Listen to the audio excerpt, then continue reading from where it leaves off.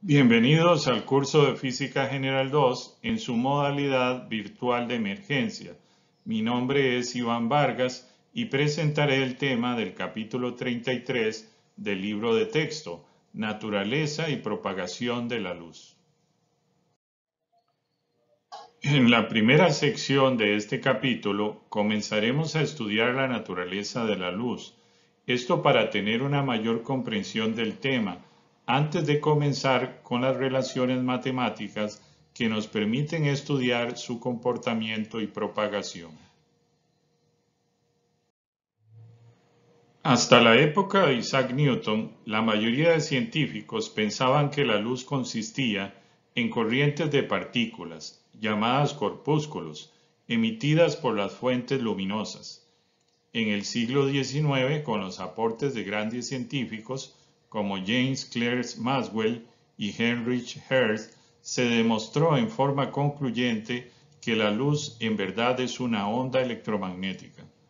Sin embargo, la concepción ondulatoria de la luz no ofrece una visión completa sobre su naturaleza. Varios efectos asociados con su emisión y absorción revelan un aspecto de partícula.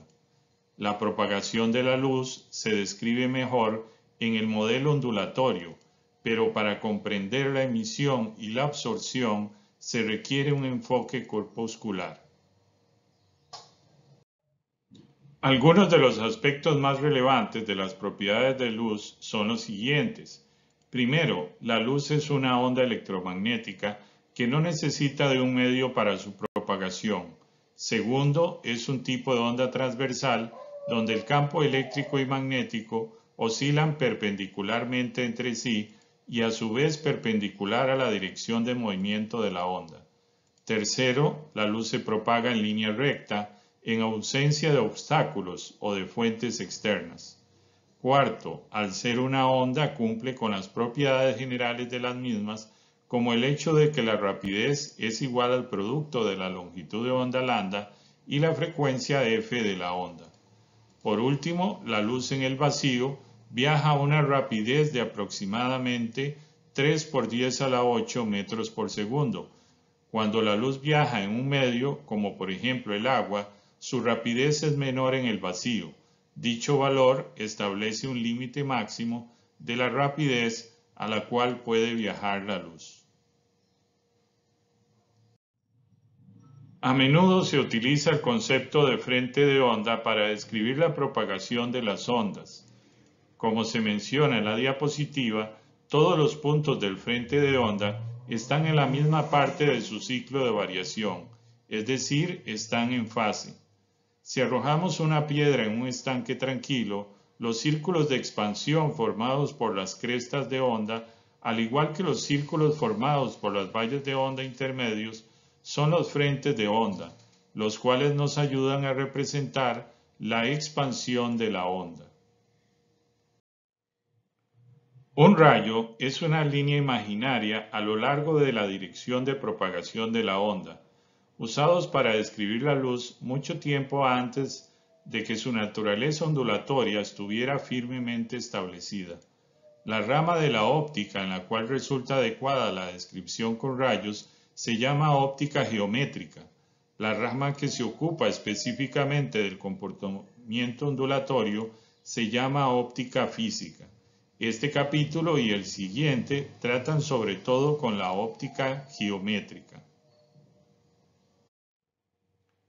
En la segunda sección de este capítulo vamos a estudiar los fenómenos de reflexión y refracción de la luz, los cuales nos permiten comprender, por ejemplo, el por qué un lápiz con una parte dentro de un vaso transparente con agua parece doblarse, cuando en realidad el lápiz es recto. Usaremos el modelo de la luz basado en rayos para explorar dos de los aspectos más importantes de la propagación de la luz, la reflexión y la refracción. Como podemos observar en la imagen, las ondas luminosas son capaces de sufrir una reflexión, un rebote y una refracción, es decir, se transmiten.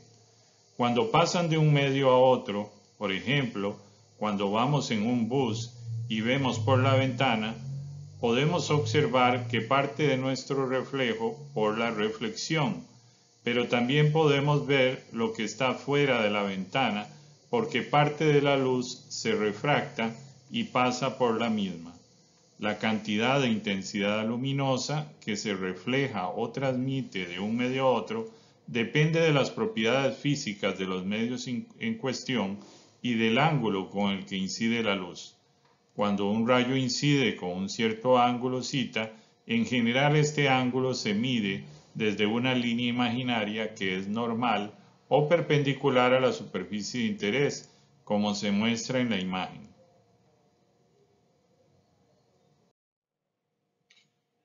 Como se puede observar, dependiendo del tipo de superficie sobre la cual incide la luz, tenemos dos tipos de reflexión: la reflexión especular, cuando la superficie es lisa, o la reflexión difusa, si la superficie es rugosa.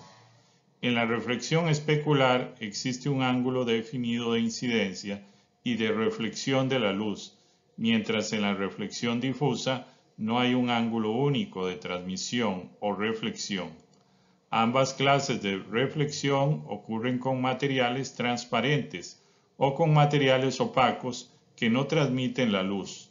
La gran mayoría de objetos en el ambiente, por ejemplo, ropa, plantas, personas, son visibles porque reflejan la luz en una forma difusa desde sus superficies.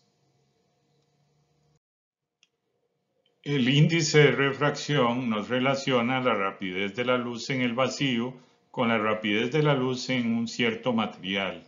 A mayor índice de refracción, menor la rapidez de la luz en el medio.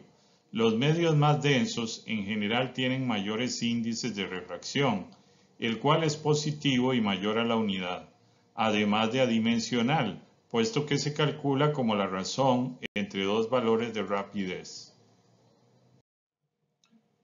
Dos de las principales leyes para entender la propagación de la luz son la ley de reflexión y la ley de refracción de la luz. Vamos a estudiar un caso en el cual un rayo de luz incide con un cierto ángulo de incidencia θ sub a, como se muestra en la figura.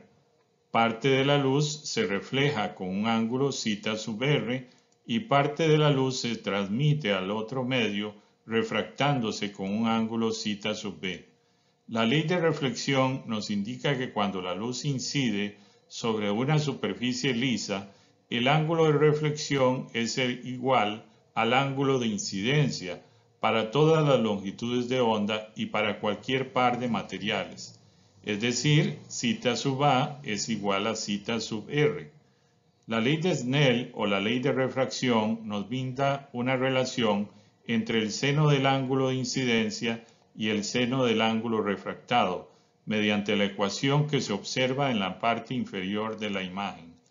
Dependiendo del valor del índice de refracción en cada medio, el ángulo de incidencia puede ser menor o mayor al ángulo refractado, lo cual vamos a ver con mayor detalle en la siguiente diapositiva.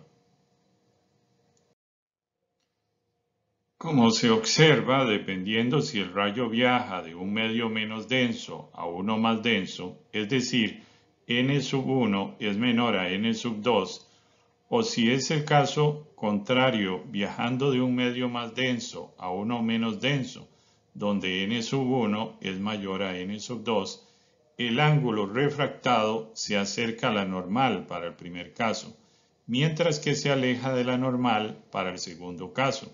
Por ejemplo, si un rayo de luz viaja por el aire o incide en una superficie de vidrio, como el índice de refracción del vidrio es mayor que el del aire, el rayo refractado se acercaría a la normal, mientras que si un rayo incide perpendicularmente sobre una superficie, como en el ejemplo C de la imagen, como el ángulo de incidencia es cero, el ángulo reflejado y refractado también valen cero.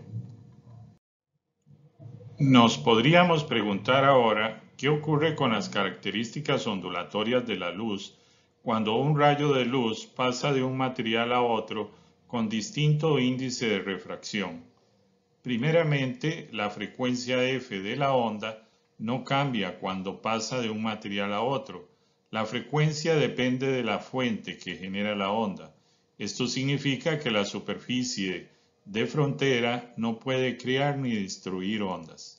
Como la rapidez de una onda sí cambia cuando se transmite de un material a otro, dependiendo del índice de refracción, y a su vez la rapidez de la onda se define como el producto de la longitud de onda lambda y la frecuencia f.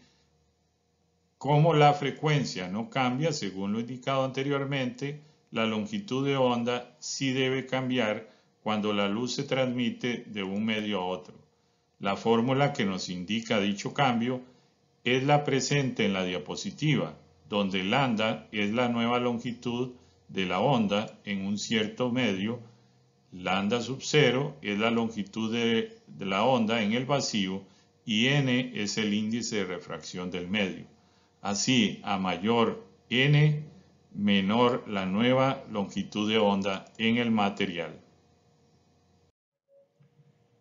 Para el último inciso, estudiaremos un fenómeno muy interesante conocido como reflexión interna total, que ocurre cuando la luz, al incidir de un medio a otro, se refleja totalmente, es decir, no hay parte de la luz que se refracte al otro medio.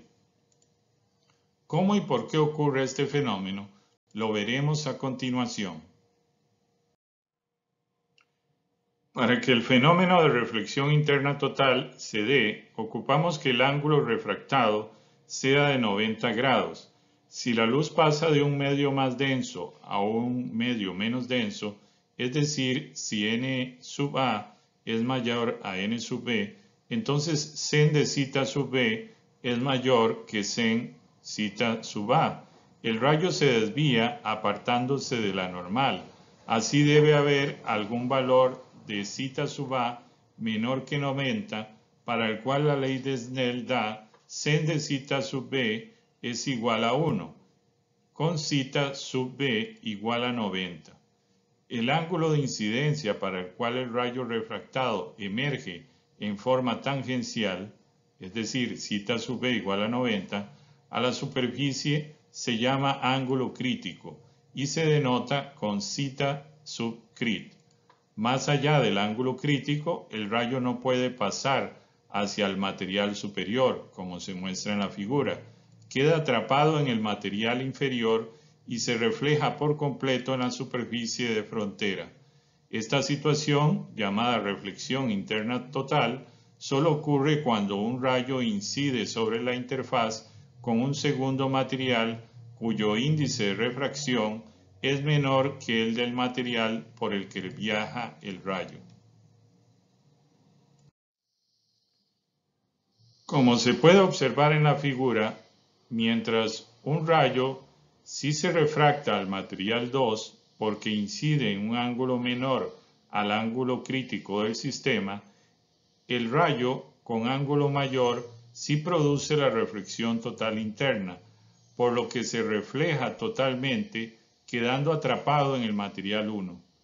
Claramente, el ángulo crítico depende del índice de refracción de los medios, por lo cual, dependiendo de los materiales, el valor de zeta crit va a cambiar, recordando que el rayo debe pasar de un medio más denso a uno menos denso. De otra manera, no puede darse la reflexión interna total. Cuando un rayo de luz entra por un extremo de una varilla transparente, figura 3315, la luz se refleja por completo internamente si el índice de refracción de la varilla es mayor que el del material circundante. La luz queda atrapada dentro de la varilla, aun si ésta se curva, siempre que la curvatura no sea muy marcada. Una varilla con estas características en ocasiones recibe el nombre de tubo de luz. Un haz de finas fibras de vidrio o de plástico se comporta del mismo modo y tiene la ventaja de ser flexible.